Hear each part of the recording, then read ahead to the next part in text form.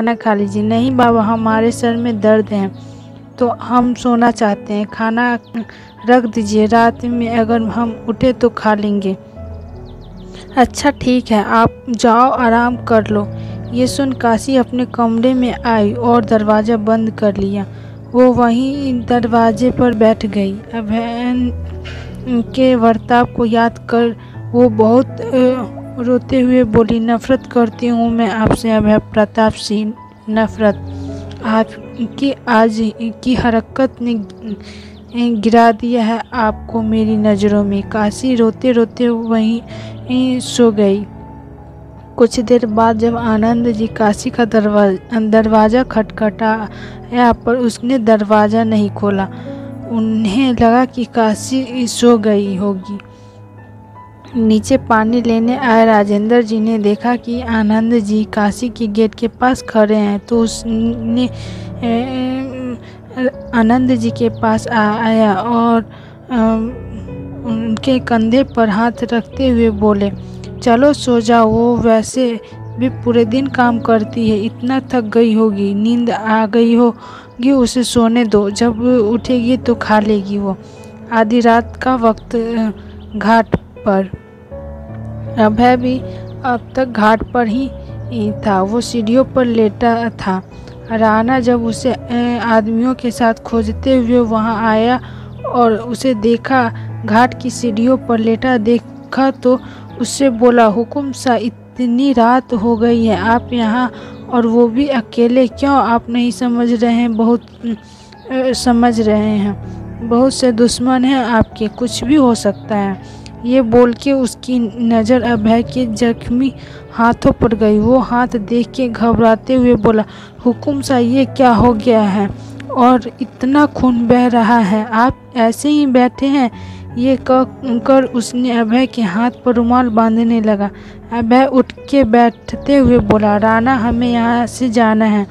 पता चला उसे उस वसीयत के बारे में। ये कहते हुए उसकी नज़र गंगा के पानियों को देख रही थी जिसमें उसे अभी भी सिर्फ काशी दिख रही थी। हाँ हुकुम साहब, पता चल गया है। क्या है वसीयत में? हुकुम साहब, इस वसीयत के चलते ये ज़मीन उसकी होगी जो काशी जी से शादी करेगा। उनकी माँ ने ये सगुन के रूप में अपने दामाद के लिए रखा था, तो इसलिए ये ज़मीन काशी जी की भी नहीं है। वो इस ज़मीन को हमें नहीं दे सकती। राणा इतना बोल के चुप हो गया। अभय ये सुनने के बाद कुछ देर खामोश रहा और फिर बोला, तो काशी की शादी करनी होगी। उसकी बात को समझते हुए राणा ने उससे कहा, करानी होगी मतलब? कुछ नहीं राणा, बस ऐसे ही चले। ये बोल अभय उठ खड़ा हुआ और सीढ़ियाँ चढ़ के ऊपर आ गया। वो घाट से बाहर निकल आया पर उसके जेहन में घाट पर जो कुछ भी हुआ उससे वो बाहर नहीं निकल पा रहा था। उसके दिमाग में कुछ चल रहा था। वो कुछ ऐसा करने जा रहा था जो सिर्फ वो जानता था। उसने कुछ सोचकर राणा से कहा, राणा 21 को जाने के लिए टिकट निकाल लीजिए, हम वापस जाएंगे। और ये बोल वो गाड़ी में बैठ गया। जी हुकुम साहब, ये बोल राणा भी शांत हो गया। अभय होटल पहुंचा और अपने कमरे में चला गया। राणा ने रिसेप्शन पर बैठी एक औरत से कहा, जी फास्ट भिजवा दीजिए हुकुम साहब के कमरे में। जी सर, हम अभी भेजते हैं। ये बोल उसने एक स्टाफ मेंबर को फ़ोन लगा दिया। राणा भी अभय के कमरे में चला आया। उसने जब कमरे में आकर देखा तो अभय कमरे में आकर वैसे ही बैठा हुआ था। उसने उससे बोला, हुकुम साहब आप अभी तक ऐसे ही बैठे हैं?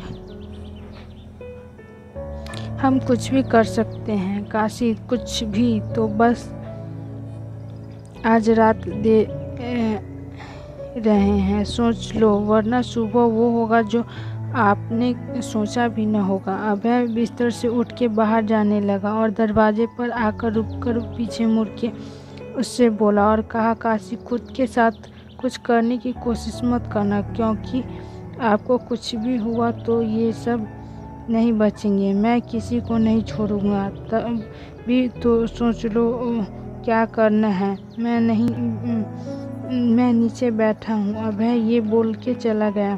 काशी बिस्तर पर बैठी रोए जा रही थी। उसे समझ नहीं आ रहा था कि वो क्या करे। अभय नीचे सोफे पर बैठा था। उसे खुद पर गुस्सा आ रही थी कि किसी को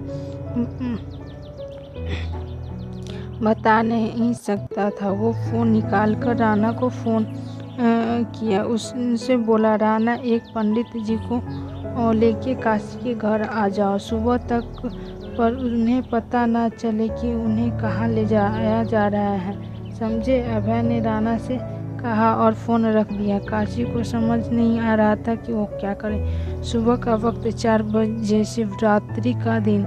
काशी पूरी रात सोई नहीं थी और यही हाल अभय का था। काशी एक फैसला किए नीचे आई और अभय से बोली, मैं आपसे शादी करने के लिए तैयार हूँ, पर हमारी शर्त है। वो बिना अभय की तरफ देख के बोल रही थी।